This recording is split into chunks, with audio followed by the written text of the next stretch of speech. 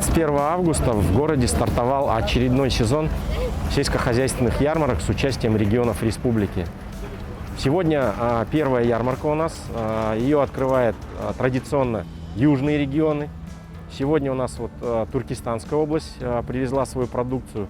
Область привезла порядка 500 тонн продукции разнообразной. Это мясо, мясомолочная продукция, овощная продукция и традиционные бахчевые культуры. Ярмарки в городе продлятся до 31 октября.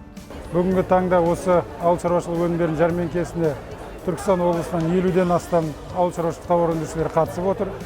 Жалпы 500 тоннаға жуық өнімдер осында тікелей алып сатарларсыз Нұр-Сұлтан қаласының тұрғындарына сатылуда.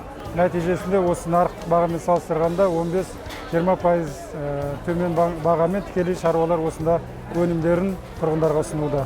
Бәрі бар, не керек осы, біз пенсионер адамбыз, мінекей, бағасы төмен, жақсы екен. Міне жұмыртқаның да бағасы, ет алып жатырмыз. Бәрі жақсы, қолжетімді пенсионерлерге осында ярмарка болып тұрса, көңілімізден шығып тұр, міне жылда болып тұрады, соған ризамыз.